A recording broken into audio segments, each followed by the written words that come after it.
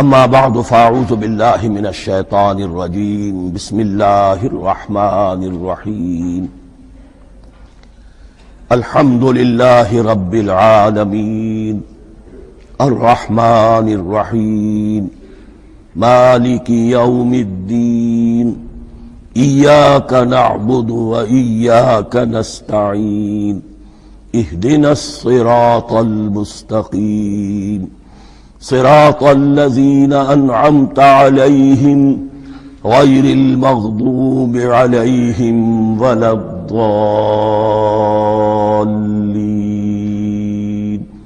آمين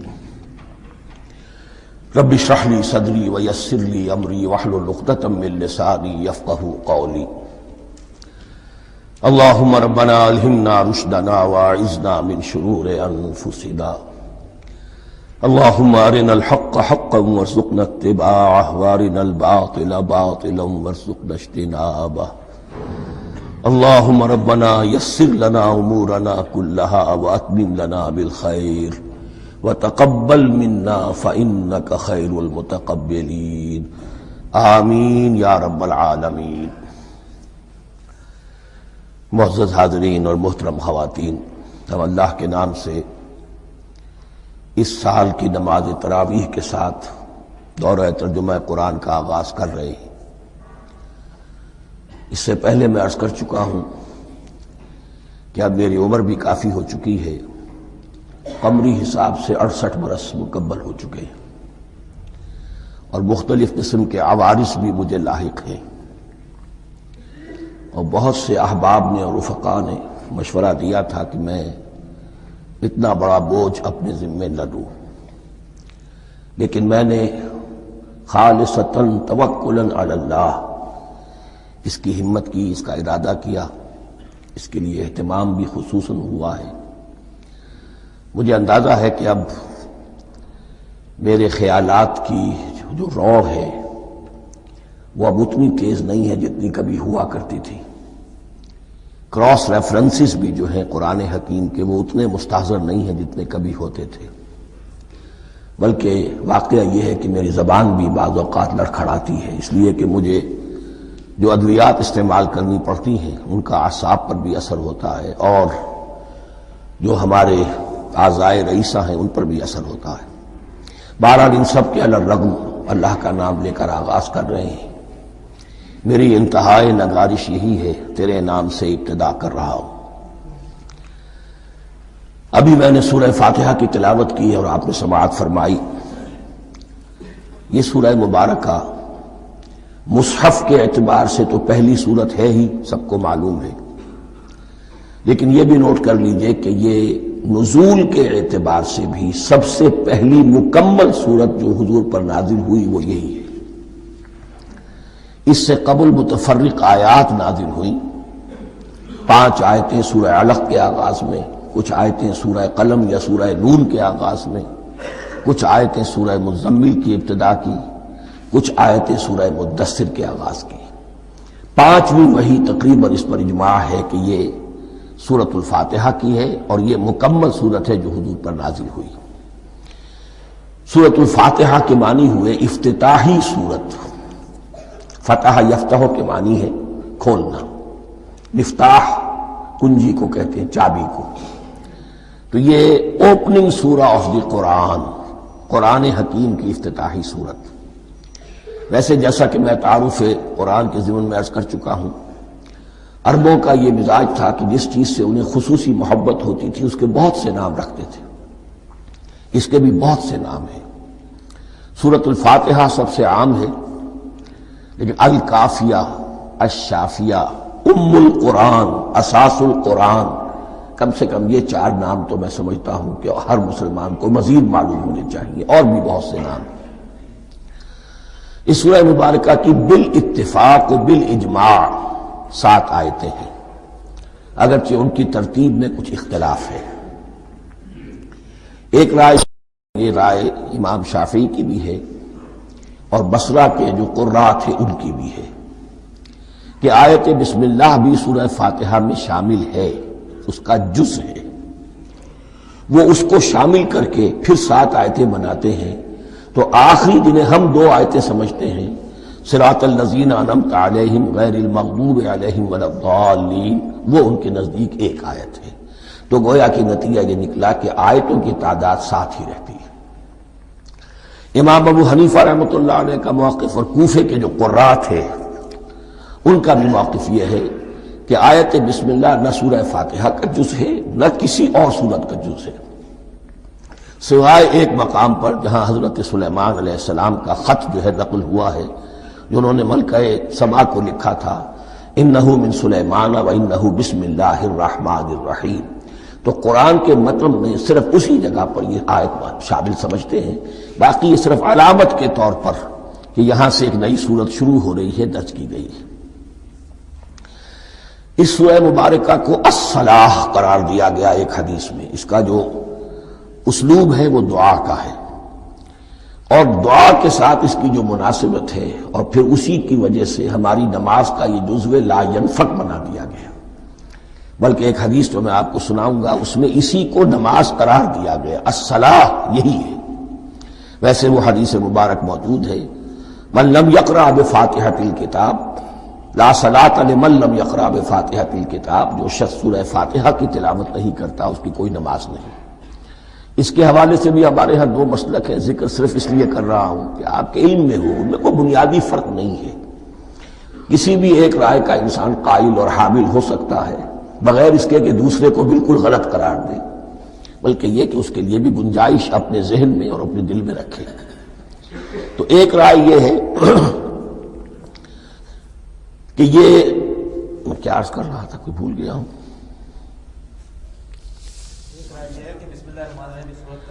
جی، اور دوسری آیت یہ ہے کہ اس کا حصہ نہیں ہے۔ اسی اعتبار سے یہ کہ یہ سورہ مبارکہ نماز میں پڑھی جانی ضروری ہے، لا صلاۃ لمن لم یقرأ بفاتحۃ الکتاب۔ البتہ یہ اختلاف ہے، یہ بات جو میں ذکر کر رہا تھا جو ذہن سے نکل گئی، کہ آیا مقتدی جو ہے امام کے پیچھے کھڑا ہو کر جب نماز پڑھ رہا ہو تو کیا اس صورت میں بھی اس کے لیے لازم ہے کہ سورہ فاتحہ پڑھے؟ اس میں 2 رائے ہو گئی، بلکہ 3۔ ایک رائے انتہائی ہے اور وہ فقہ حنفی کی طرف منسوب ہے کہ اگر آپ امام کے پیچھے مقتدی کی حیثیت سے نماز پڑھ رہے تو کسی بھی رکعت میں آپ سورہ فاتحہ نہیں پڑھیں گے۔ ایک دوسری بالکل برعکس رائے ہے، وہ امام شافعی رحمۃ اللہ علیہ کی ہے کہ ہر حالت میں چاہے امام جہری رکعت پڑھا رہا ہو جس میں وہ بلند آواز سے سورہ فاتحہ پڑھ رہا ہو اور چاہے وہ سری رکعت ہو، ہر حالت میں مقتدی کو بھی پڑھنی ہے۔ ایک تیسری رائے بین ہے، وہ امام مالک کی ہے رحمۃ اللہ علیہ، کہ جو سری رکعت ہے جس میں کہ امام بھی خاموشی سے پڑھ رہا ہے مقتدیوں کو بھی پڑھنی چاہیے، جو جہری رکعت ہے جس میں کہ امام بلند آواز سے پڑھ رہا ہے اس میں مقتدیوں کو خاموش رہ کر پوری توجہ جو ہے سننے پر صرف کر دینی چاہیے۔ اذا قرئ القرآن فاستمعوا له وانصتوا، جب قرآن پڑھا جا رہا ہو تو پوری توجہ اس کے پڑھنے پر مرکوز کر دو اور خود خاموش رہو۔ میرے اپنی رائے میں یہ تیسری رائے سب سے زیادہ صائب ہے اور اس میں کسی طرح کی بھی کوئی پیچیدگی پیدا نہیں ہوتی۔ بہرحال اس سورہ مبارکہ کا جو اسلوب ہے میں نے عرض کیا دعائیہ ہے، البتہ قرآن مجید کے علم اور حکمت کے اعتبار سے، اس کے فلسفے کے اعتبار سے ایک بات سمجھ لینی چاہیے۔ قرآن کا فلسفہ یہ ہے کہ بنیادی ہدایت ہر انسان کے دل میں موجود ہے، بالقوہ، پوٹینشلی۔ یہ جو قرآن مجید یا اللہ کی کتابیں نازل ہوتی ہیں یہ انہیں ایکٹیویٹ کرتی ہیں، وہ اندر کی جو ڈورمنٹ کانشسنس ہے، خوابیدہ شعور جو ہے اسے بیدار کر کے اور پھر یہ کہ اسے اجاگر کرتی ہیں۔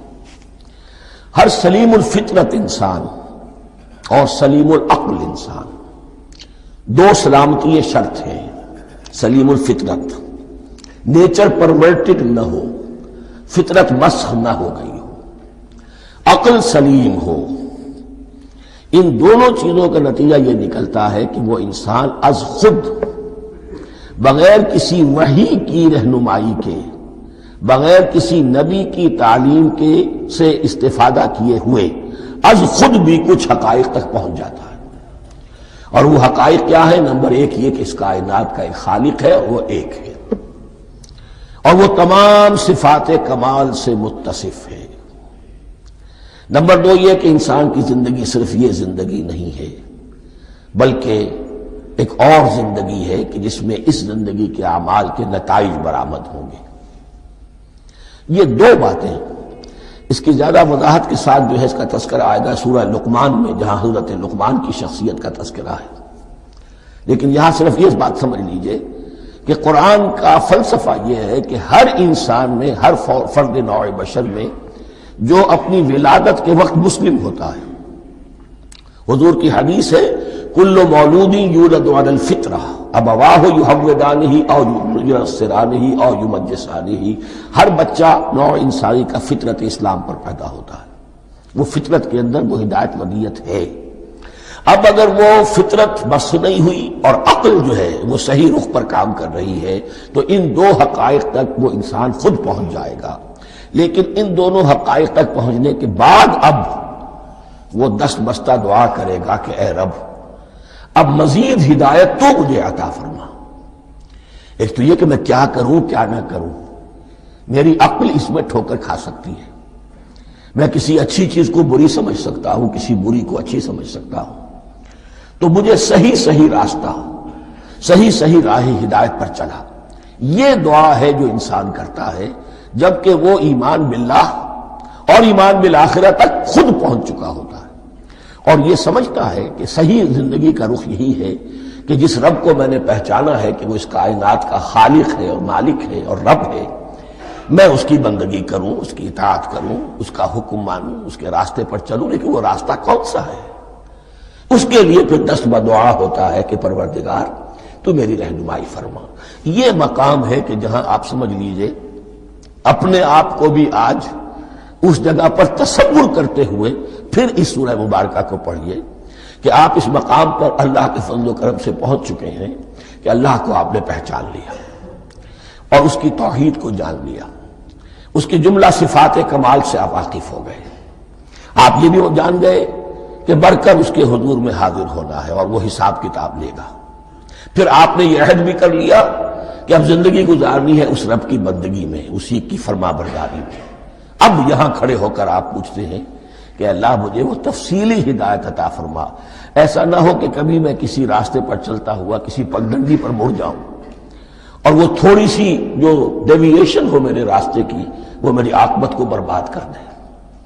یک لحظہ غافل گشتم و 100 سال راہم دور شد، اس لیے کہ ہوتا یہی ہے سیدھے راستے سے ذرا سی کوئی پگڈنڈی جو ہے تھوڑے سے اینگل پر نکلی ہے، لیکن جب چلتے جائیں گے آپ تو جتنے آگے بڑھیں گے اس پر، اس راہ صراط مستقیم سے آپ اتنے ہی زیادہ دور ہوتے چلے جائیں گے۔ یہ ہے قرآن مجید کی حکمت اور فلسفے کے اعتبار سے اس سورہ مبارکہ کا مقام۔ اب آئیے ہم بسم اللہ کرتے ہیں۔ بسم اللہ الرحمن الرحیم، شروع کرتا ہوں میں اللہ کے نام سے جو رحمان اور رحیم ہے۔ اس پر کچھ گفتگو ہو چکی ہے تعارف قرآن کے ضمن میں کہ رحمان اور رحیم 2 نام ہیں کہ جو رحمت کے مادے سے نکلتے ہیں۔ رحمان میں اللہ تعالیٰ کی رحمت کا جوش ہے، جانی کیفیت، طوفانی کیفیت، اور رحیم میں اللہ تعالیٰ کی رحمت کا دوام اور تسلسل۔ یہ دونوں کیفیات اللہ کی رحمت میں بیک وقت موجود ہیں، جس کا ہم تصور نہیں کر سکتے۔ ہم سمندر کو دیکھتے ہیں، متلاطم سمندر ہے، اس میں ہیجان ہے، طوفان ہے۔ دریا کو دیکھتے ہیں کہ وہ سکون کے ساتھ چل رہا ہے، خاموشی سے چل رہا ہے، بہہ رہا ہے، بس تسلسل کے ساتھ بہہ رہا ہے۔ ہم ان دونوں کیفیات کو علیحدہ علیحدہ دیکھتے ہیں تو ہمارا ذہن ان دونوں کو بیک وقت اس کا تصور نہیں کر سکتا، تخیل ممکن نہیں۔ لیکن اللہ کی رحمت کی یہ دونوں شانیں مستقلاً ہر وقت موجود ہیں، بیک وقت، اسی لیے ان دونوں کے درمیان کہیں حرف عطف نہیں آئے گا۔ بسم اللہ الرحمن الرحیم، الحمدللہ رب العالمین، کل حمد، اور حمد کو ذہن میں رکھ لیجئے، حمد مساوی ہے تعریف جمع شکر۔ عام طور پر ترجموں میں ایک لفظ لایا جاتا ہے، کل تعریف اللہ کے لیے، یہ کافی نہیں ہے۔ تعریف آپ کسی شے کی کر سکتے ہیں جس میں کوئی حسن ہے، خوبی ہے، کسی بھی اعتبار سے، خواہ آپ کو اس کے حسن و خوبی سے کوئی فائدہ حاصل نہیں ہو رہا۔ ایک پھول ہے، بہت خوبصورت ہے، بس ٹھیک ہے، خوبصورت ہے، آپ نے کہا، تعریف کر دی۔ شکر کرتے ہیں آپ اس شے کا جس سے آپ کو کوئی فائدہ پہنچا ہو، استفادہ ہوا ہو، آپ کی کوئی ضرورت پوری ہوئی ہو، آپ کی کوئی مشکل رفع ہوئی ہو۔ اور آپ دیکھیں گے کہ حمد میں یہ شکر کا پہلو غالب ہے۔ جتنی بھی دعائیں ہیں حضور سے منقول، شکر کے مقام پر وہاں حمد آتا ہے۔ بھوک لگی ہوئی تھی، کھانا کھایا، الحمدللہ الذی اطعمنی وسقانی۔ اب یہاں دیکھیے ترجمہ تعریف نہیں، شکر ہے اس اللہ کا جس نے مجھے کھلایا اور پلایا۔ آپ بیت الخلاء سے باہر آئے، نجاستیں آپ سے دور ہو گئیں، طبیعت میں انشراح ہوا، الحمدللہ الذی اذھب عنی الاذی وعافانی۔ اور شکر ہے اس اللہ کا جس نے اذیت بخش چیزیں مجھ سے دور کر دیں اور مجھے عافیت بخشی۔ تو یہ الحمدللہ رب العالمین، اللہ تعالیٰ کا حسن و کمال اور حسن و جمال اپنی جگہ بھی اس انتہا کا ہے کہ جتنی تعریف اس کا حق ہے ہم کر ہی نہیں سکتے، لیکن اس کے احسانات اور انعامات ہم پر اتنے ہیں کہ ہم ان کو بھی گن نہیں سکتے۔ لہذا ایک ہی احساء ہم نے کر دیا الف لام کے ساتھ، الحمدللہ رب العالمین۔ تمام تعریفیں اور کل شکر اللہ کے لیے ہیں کہ جو تمام جہانوں کا پروردگار ہے، رب ہے، مالک ہے۔ رب میں ایک مفہوم ہوتا ہے ربوبیت کا، اور اس میں مفہوم شامل ہوتا ہے تربیت کا، ربیانی صغیرہ۔ تو مالک ہونا اور تربیت دینا، آپ جس شے کے مالک ہوں گے آپ چاہیں گے اس میں بڑھوتری ہو، اس میں اضافہ ہو، وہ نشو و نما پائے۔ تو یہ دونوں چیزیں آپس میں ایک دوسرے کا جڑی ہوئی ہیں، پروردگار بھی اور مالک بھی۔ عام طور پر عربی میں رب کا لفظ مالک کے لیے آتا ہے، رب البیت، رب الدار، رب المال۔ تو مالک وہاں پر ظاہر بات ہے کہ اس سے مراد کیا ہے، مال والا، گھر والا، گھر کا مالک۔ تو کل شکر اور کل تعریف اس اللہ کے لیے ہے جو تمام جہانوں کا مالک بھی ہے اور پروردگار بھی ہے۔ الرحمن الرحیم، رحمان ہے اور رحیم ہے۔ اب دوبارہ اس کی میں وضاحت نہیں کروں گا۔ مالک یوم الدین، یوم دین کا مختار مطلق ہے۔ دین عربی زبان میں کہتے ہیں بدلے کو، دناہم کما دانو، کما تدینو تو دانو، یہ کہاوت ہے۔ جیسے اردو میں ہم کہتے ہیں جیسا کرو گے ویسا بھرو گے، کما تدینو تو دانو، تو یہ ہے بدلہ۔ اس کا بنیادی مفہوم جو ہے وہ بدلہ ہے۔ تو بدلے کا ایک دن ہے جس دن فیصلہ ہوگا کہ کون کیا کما کر لایا ہے اور اسے کیا بدلہ ملنا چاہیے۔ آیا اس کا برائیوں کا پلڑا بھاری ہے کہ اسے سزا ملنی چاہیے، یا اس کی حسنات اور نیکیوں کا پلڑا بھاری ہے کہ اسے جزا ملنی چاہیے، اس کا انعام اور اکرام کے ساتھ معاملہ کیا جانا چاہیے۔ وہ ایک دن ہے، اسے ہم یوم القیامہ کہتے ہیں۔ اور لیکن اصل بات جو یہاں کہی گئی، یعنی ایک جملے میں تین باتوں کا اعتراف ہو رہا ہے۔ بعث بعد الموت، ایک دن آئے گا کہ ہم مرنے کے بعد تمام انسان اٹھا لیے جائیں گے، پھر حساب و کتاب، پھر اللہ کے ہاں حاضری ہوگی اور حساب کتاب ہوگا۔ اور تیسرا یہ کہ اس حساب کتاب کے دن کا مختار مطلق اللہ ہے، یعنی کسی اور کو اپنے ذہن میں سہارا بنا کر آپ زندگی گزاریں کہ وہ مجھے چھڑا لے گا، یا وہ ہستی جو ہے اتنی زوردار ہے کہ وہ مجھے بچا لے گی، اس سے اپنے دل کو، اپنے ذہن کو بالکل پاک کر لیجئے۔ مالک یوم الدین، ایک دوسری جگہ پر قرآن میں آیا ہے، اس روز کوئی پکارنے والا پکارے گا، لمن الملک اليوم للہ الواحد القہار، آج کے دن کس کا اختیار مطلق ہے؟ اور پھر کہا جائے گا اللہ کے لیے، الواحد قہار، جو پوری طرح چھایا ہوا ہے، مستولی ہے۔ تو مالک یوم الدین، جو جزا و سزا کے دن کا مالک ہے۔ اب یہاں سے کلام ایک رخ بدل رہا ہے۔ ابھی تک تو یہ غائبانہ انداز میں کلام ہو رہا ہے، اللہ سے خطاب نہیں آیا اس میں ابھی۔ الحمدللہ رب العالمین الرحمن الرحیم مالک یوم الدین۔ اب خطاب ہے، ایاک نعبد و ایاک نستعین، ہم صرف تیری ہی بندگی کرتے ہیں اور کریں گے، اور ہم صرف تجھ ہی سے مدد مانگتے ہیں اور مانگیں گے۔ یہ ترجمہ میں کیوں کر رہا ہوں کہ یہ فعل مضارع ہے۔ عربی زبان میں فعل مضارع حال اور مستقبل دونوں کو کور کرتا ہے۔ کا جو ہے مفعول فاعلی جو ہے، مفعول جو ہے اس میں ضمیر مفعولی، اسے پہلے لا کر حشر کا مضمون پیدا ہو گیا۔ ہم تیری بندگی کرتے ہیں نہیں، ہم تیری ہی بندگی کرتے ہیں اور کریں گے۔ حال میں ترجمہ کیجئے تو یہ اظہار حال ہے، اور مستقبل میں ترجمہ کیجئے تو یہ ایک عہد ہے، قول و قرار ہے، بہت بڑا معاہدہ ہے۔ وَإِيَّاكَ نَسْتَعِينُ، اور صرف تجھ ہی سے مدد مانگتے ہیں اور مانگیں گے۔ اس میں بھی حال کا ترجمہ اظہار حال، اللہ کرے کہ واقعی ہمارا حال وہی ہو، جب ہم یہ الفاظ کہتے ہیں تو واقعتاً ہم اس پر پورے اتر رہے ہوں کہ اسی کی بندگی کر رہے ہوں اور اسی سے ساری استعانت اور استمداد کر رہے ہوں۔ جہاں تک مستقبل کا تعلق ہے وہ پھر ایک عہد ہے، اہدنا الصراط المستقیم، یہ مقام وہ آ گیا کہ یہاں تک تو اے پروردگار ہم پہنچ گئے، تیرے فضل سے، تیرے کرم سے، فطرت سلیمہ بھی تیری عطا کردہ تھی، عقل سلیم بھی تیری ودیعت کردہ تھی، ان دونوں کی روشنی سے ہم یہاں تک تو پہنچ گئے۔ اب ہماری جو ضرورت ہے، احتیاج ہے، وہ کیا ہے؟ اہدنا الصراط المستقیم، ہدایت بخش ہمیں سیدھے راستے کی۔ یہاں دو باتیں سمجھ لیجئے، انفرادی سطح پر انسان کے لیے نہ معلوم کتنے مرحلے آتے ہیں ہر روز کہ جس میں وہ ایک چھٹک کر کھڑا ہو جاتا ہے، یہ کروں یا یہ کروں، دو آلٹرنیٹو سامنے آ رہے ہیں، فیصلہ کرنا مشکل ہو رہا ہے، قدم قدم پر ہدایت کی ضرورت ہے۔ اور اجتماعی طور پر نوع انسانی تین بڑے بڑے تمدنی مسائل میں واقعہ یہ ہے کہ تسلیم کر لیا جانا چاہیے کہ عقل انسانی اس کو راستہ نہیں دکھا سکتی۔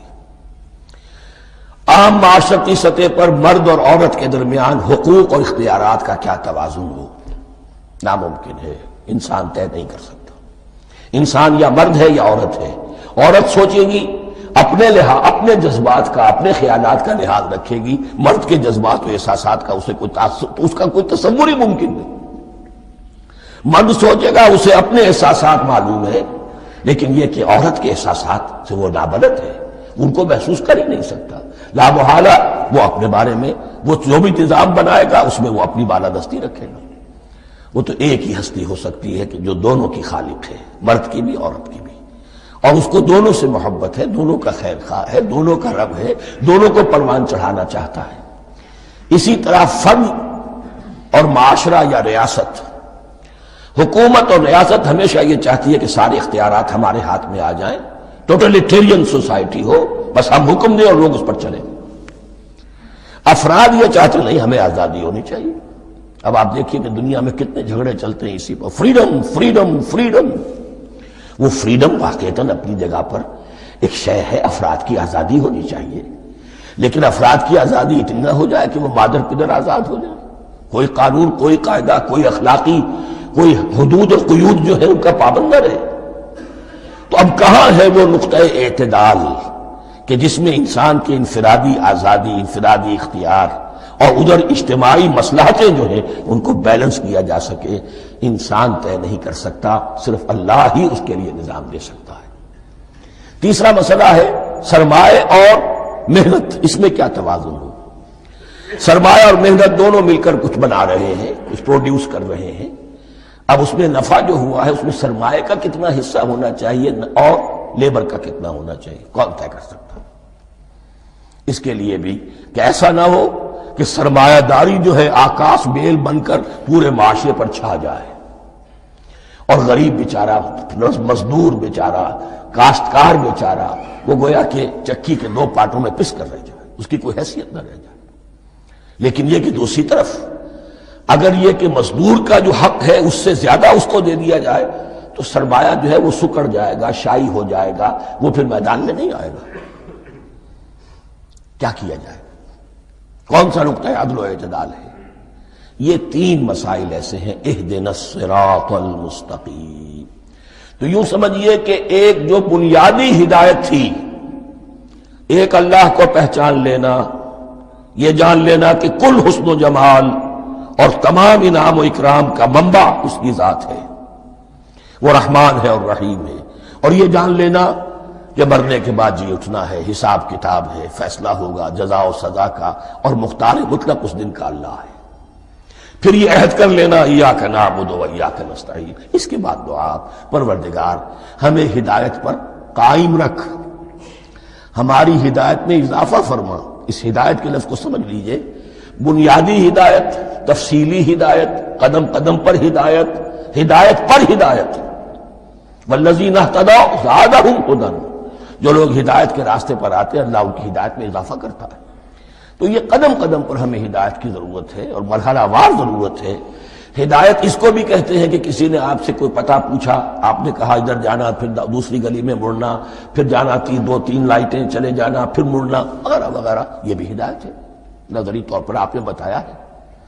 ایک ہدایت یہ ہوئی کہ بھائی میں چلتا ہوں آپ کے ساتھ، میں آپ کو وہاں تک پہنچا دوں گا تاکہ آپ کو دقت نہ ہو، آپ نے منزل تک پہنچا دیا۔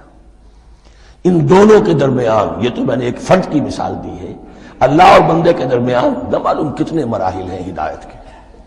تو کسی وقت بھی انسان اپنے آپ کو ہدایت خداوندی سے مستغنا نہیں سمجھ سکتا، اور نہیں تو پروردگار جو ہدایت دی ہے اس پر ہدایت پر قائم رکھ۔ کیا پتہ شیطان کا کوئی حملہ، کیا پتہ ہمارے نفس کی کوئی شرارت کسی ایسے رخ پر ہمیں ڈال دے کہ اب تک کی ساری کمائی بھی ضائع ہو جائے۔ لہذا یہ نہ سمجھیے کہ جب یہ ساری چیزیں ان کو معلوم تھی، ان چیزوں کا تو اقرار کر رہے تو اب ہدایت کون سی مانگ رہے؟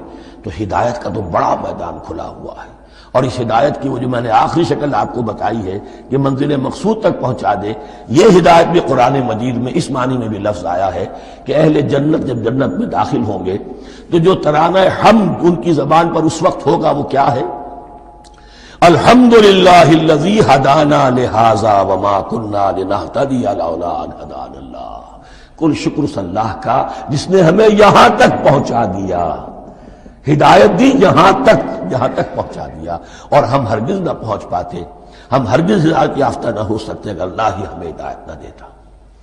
اہدنا الصراط المستقیم، سیدھا راستہ، صراط الذین انعمت علیہم، اب اس کی مزید وضاحت ہے، راستہ اس کا ان لوگوں کا جن پر تیرا انعام ہوا۔ یہ کون لوگ ہیں؟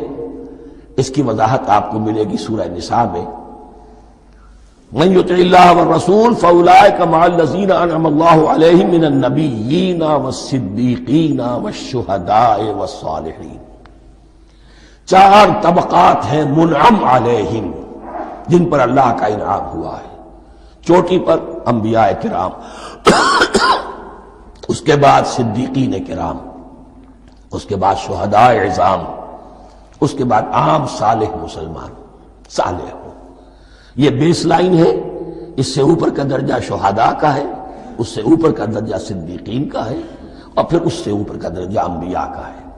انبیاء میں سے پھر وہ بھی ہوتے ہیں کہ جو اولو العزم میں من الرسل ہیں، لیکن یہ چار طبقات ہیں، ان کے راستے پر ہمیں چلا۔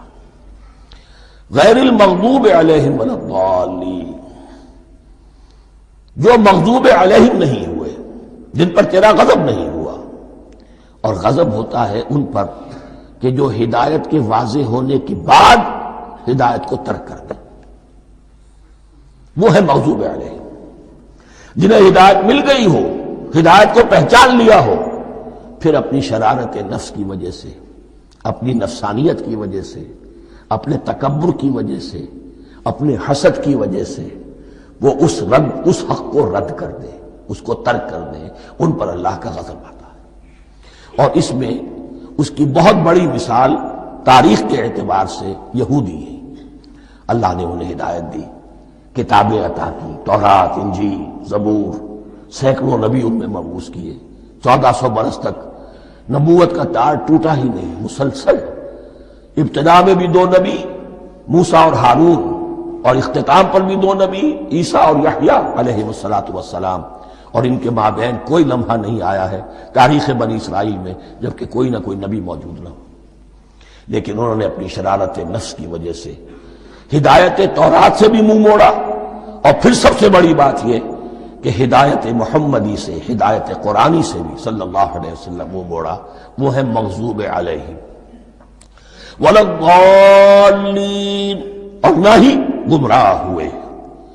یہ لفظ جو آتا ہے عربی زبان میں گمراہ کا بھی ہے اور تلاش حق میں بھٹکنے والے کا بھی ہے۔ ایک وہ شخص ہے جس پر حق ابھی واضح نہیں ہوا، وہ تلاش میں ہے، اس کے لیے بھی ضال کا لفظ آئے گا۔ اسی طرح کوئی شخص کسی کے عشق اور محبت میں ایسا ہو جائے، دیوانہ ہو جائے، اس کو بھی ضال کہتے ہیں، یعنی اس کے اوپر جذبات کا اتنا غلبہ ہو گیا ہے کسی کی محبت اور عشق کی بنا پر۔ تو حضور کے لیے یہ لفظ آیا ہے وَوَجَدَكَ ضَالًّا فَهَدَىٰ، اور یہ تو سورۃ الضحیٰ ہے، اکثر بیشتر لوگوں کو یاد ہوگی تو یہ جو ضلال کا لفظ ہے اس میں سمجھ لیجئے ضروری نہیں ہے کہ وہ گمراہ ہو، بلکہ وہ بھی کہ جو ابھی راہ ہدایت کی طلب میں اس کے حصول کے لیے اس کی تلاش میں کوشاں ہیں، اور وہ بھی کہ جو کسی مغالطے کی وجہ سے حق سے منحرف ہو جائے۔ یہ بھی جان لیجئے کہ ایک ہے بدنیتی، تکبر، حسد، حق کو جان کر پہچان کر رد کر دینا یا چھوڑ دینا یا ترک کر دینا، ایک ہے کسی غلطی میں، کسی جذبات کے اندر آ کر، کسی غلو کے اندر مبتلا ہو کر اور حق سے منحرف ہو جانا۔ اس کی جو سب سے بڑی مثال ہے وہ نصارہ ہے، عیسائی ہے۔ حضرت مسیح کو انہوں نے مانا لیکن غلو کیا، یہ لفظ آئے گا آگے، لا تغلو فی دینکم، اپنے دین میں غلو نہ کرو۔ جیسے ہمارے ہاں بھی بعض لوگ ہیں جو حضور صلی اللہ علیہ وسلم کی تعریف میں، حضور صلی اللہ علیہ وسلم کے ساتھ اپنی محبت کے اظہار میں غلو کر جاتے ہیں۔ یہ انتہا درجے کو ہو گیا تھا حضرت مسیح علیہ السلام کے ماننے والوں میں، اور اس کی بنا پر انہوں نے تثلیث کا عقیدہ ایجاد کر لیا اور حضرت مسیح علیہ السلام کو اللہ کا بیٹا بنا دیا۔ تو اس کی سب سے بڑی مثال ضالین کی اس اعتبار سے کہ ہدایت پانے کے بعد کسی بدنیتی سے نہیں بلکہ کسی اچھے جذبے میں غلو کی وجہ سے، رسول سے محبت کرنا تو اچھا جذبہ ہے لیکن یہ محبت بھی ایک حد میں رہنی چاہیے، غلو کرے گی تو ظاہر بات ہے کہ اس کے بعد وہ گمراہی کی طرف لے جائے گی۔ تو یہ ہے اس سورہ مبارکہ کا ترجمہ، اور اس کے بعد آخر میں آمین کہنا یہ مسنون بھی ہے، کہنا چاہیے۔ البتہ اختلاف یہاں بھی صرف اتنا ہے کہ نماز میں جب آپ امام کے ساتھ ہیں، وہ اگر جہری قرات کر رہا ہے تو آیا اس کے بعد آپ کو بھی بالجہر کہنا ہے آمین یا نہیں کہنا، یہ اختلاف ہے، ان میں کوئی فرق واقع نہیں ہوتا۔ یہ چیز متفق علیہ کہ کہنا ہے آمین، بلکہ یہ آمین تو یہودیوں میں ہے، یہ آمین جو ہے یہ عیسائیوں میں بھی ہے۔ ان کی بھی جو پریئر، لارڈس پریئر ہے، اس کے بعد آمین، وہ آمین کہتے ہیں، وہ فرق، وہ لفظ ایک ہی ہے، اس لیے کہ عبرانی زبان اور عربی زبان، یا تو ہم یہ کہہ سکتے ہیں کہ دونوں بہنیں ہیں، کوئی ایک مشترک زبان تھی ان کی ماں جس کی یہ دو بیٹیاں ہیں، اور یا یہ کہنا پڑے گا کہ عربی زبان کی ماں جو ہے وہ عبرانی زبان ہے۔ بہرحال بڑا قریبی رشتہ عربی کا اور عبرانی کا ہے، اس اعتبار سے وہ آمین۔ اب آپ کو معلوم ہے ہم السلام علیکم وہ کہتے ہیں، وہ سلام کہتے ہیں، فرق کیا ہے؟ وہ تو تلفظ کا فرق ہے۔ اسی طریقے سے اور بہت سے الفاظ ہیں، میں بعد میں بتا۔ اب میں اس سورہ مبارکہ کے بارے میں خاص حدیث آپ کو سنانا چاہتا ہوں، اور اسی سے در حقیقت جو امام ابو حنیفہ کا موقف ہے رحمۃ اللہ علیہ، اس کی حقانیت مزید مبرہن ہو جائے گی۔ یعنی کیا کہ آیت بسم اللہ سورہ فاتحہ کا جز نہیں ہے، سورہ فاتحہ الحمدللہ رب العالمین سے شروع ہوتی ہے۔ وہ میں آپ کو بتانا بھول گیا کہ جن کے نزدیک یہ سورت کا جز ہے وہ پھر جہری قرات میں بسم اللہ الرحمن بھی بلند آواز سے کہیں گے، اور جن کے نزدیک یہ سورہ فاتحہ کا جز نہیں ہے وہ نہیں کہیں گے، وہ الحمدللہ رب العالمین سے قرات کریں گے۔ تو کوئی فرق نہیں ہے بنیادی۔ یہ حدیث جو ہے یہ مسلم شریف میں ہے اور حدیث قدسی ہے، اس کے راوی حضرت ابو ہریرہ ہے رضی اللہ تعالی عنہ، اور اس حدیث نے اس سورت کے مضامین کا نہایت عمدہ تجزیہ کر دیا ہے۔ حدیث کے الفاظ سن لیجئے، قسمت الصلاۃ بینی و بین عبدی نصفین۔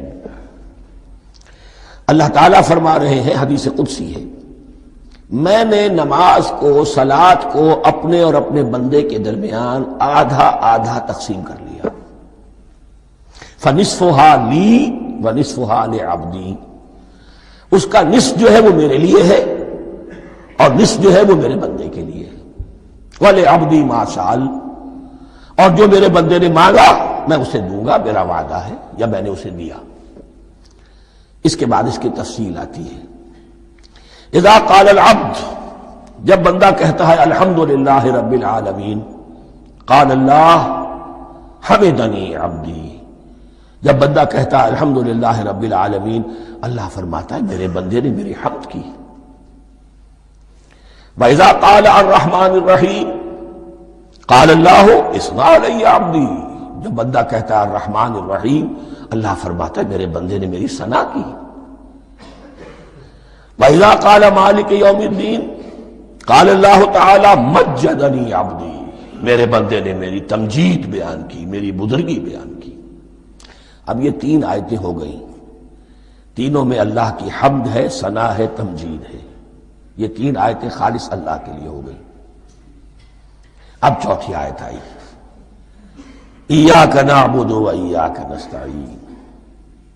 اس کے بارے میں جب بندہ کہتا ہے اذا قال العبد ایاک نعبد و ایاک نستعین، قال اللہ تعالی ھذا ما بینی و بین عبدی ولعبدی ما سأل، یہ میرے اور میرے بندے کے درمیان ہے۔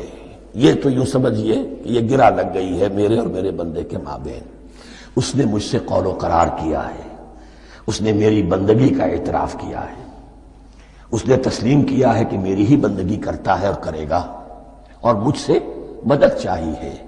ھذا ما بینی و بین عبدی، یہ معاہدہ ہے، معاہدہ دو فریقوں کے مابین ہوتا، یہ میرے اور میرے بندے کے مابین ہے۔ والے عبدی ما سأل، اور میں نے اپنے بندے کو دیا جو اس نے مانگا، وہ میری مدد چاہتا ہے، میری مدد اس کے شامل حال رہے گی۔ فَإِذَا قَالَ، اور جب بندہ کہتا ہے اهْدِنَا الصِّرَاطَ الْمُسْتَقِيمَ صِرَاطَ الَّذِينَ أَنْعَمْتَ عَلَيْهِمْ غَيْرِ الْمَغْضُوبِ عَلَيْهِمْ وَلَا الضَّالِّينَ، قال اللہ تعالی ھذا لعبدی ولعبدی ما سأل، یہ تین آیتیں یہ میرے بندے کے لیے، اهْدِنَا الصِّرَاطَ الْمُسْتَقِيمَ، اسی صراط مستقیم کی وضاحت ہے مثبت، صراط الذین انعمت علیہم، اسی صراط مستقیم کی وضاحت ہے منفی انداز میں، غیر المغضوب علیہم ولا الضالین، یہ سب میرے بندے کے لیے ہے، اور میں نے اپنے بندے کو دیا جو اس نے مانگا۔ اس کو میں نے ایک مرتبہ یہ ترازو کی شکل میں اس کو لکھوایا تھا۔ دیکھیے یہ ایاک نعبد و ایاک نستعین، یہ ہے وہ ترازی کی وہ ڈنڈ، واو جو ہے ایاک نعبد و ایاک نستعین، واو جو ہے گویا کہ وہ مٹھ ہے جس سے کہ ترازو کو پکڑا جاتا ہے۔ ادھر ایک پلڑا ہے جس کی تین آیتیں ہیں، الحمدللہ رب العالمین الرحمن الرحیم مالک یوم الدین۔ اس کا نتیجہ کیا نکلا؟ ایاک نعبد۔ آپ نے شاید یہ سنا بھی ہو، ایک بہت ہی عمدہ قرات کا جو ریکارڈ ہے قاری عبدالباسط عبدالصمد کا، وہ یہیں سے چل کر سورہ فاتحہ کی قرات کر کے ایاک نعبد پر آ کر رکتا ہے، الحمدللہ رب العالمین الرحمن الرحیم مالک یوم الدین ایاک نعبد۔ گویا کہ یہاں یہ صورت بالکل ہاف ہو گئی ہے، تین آیتوں میں اللہ کی حمد ہے، ثنا ہے، تمجید ہے، جس کا نتیجہ ہم تیری ہی بندگی کرتے ہیں، تیری ہی اطاعت کریں گے۔ لیکن اب اس کے بعد سوال ایاک نستعین، اسی کی جو استعانت کیا درکار ہے ہمیں؟ ہدایت۔ ہدایت سب سے بڑی استعانت ہے، ہدایت ہی تو سب سے بڑی مدد ہے۔ اهدنا الصراط المستقیم صراط الذین انعمت علیہم غیر المغضوب علیہم ولا الضالین، یہ ایاک نستعین کے حکم کے ساتھ یہ تین آیتیں آ گئیں، اهدنا الصراط المستقیم صراط الذین انعمت علیہم غیر المغضوب علیہم ولا الضالین، قسمت الصلاة بینی و بین عبدی نصفین فنصفها لی ونصفها لعبدی ولعبدی ما سأل۔ اللہ تعالیٰ اس سورہ فاتحہ کا جو اصل مفہوم ہے وہ بھی ہمارے ذہنوں پر، ہمارے شعور کی سطح پر اسے اجاگر کیے رکھے، ہمیں توفیق دے کہ جب بھی پڑھیں، جب بھی سنیں تو وہ کیفیت اگر ہو جائے، اس لیے کہ ایک حدیث ہے کہ الصلاۃ معراج المومنین، نماز تو اہل ایمان کے حق میں معراج کے درجے میں ہے۔ اس حوالے سے ہم یہ سمجھ سکتے ہیں کہ کوئی وقت ایسا آ سکتا ہے کہ انسان کو واقعتاً، روح انسانی واقعتاً اللہ کے یہ جواب سنے، انہونی بات نہیں ہے یہ، ہوتا ہے خطاب آخر، اٹھتا ہے حجاب آخر، کرتے ہیں خطاب آخر، یہ تو ہوتا ہے۔ مخاطبہ الہی، یہ تو میں نے عرض کیا کہ ثابت ہے، مخاطبہ، محادث اور تحدیث، اللہ بندوں سے کلام کرتا ہے۔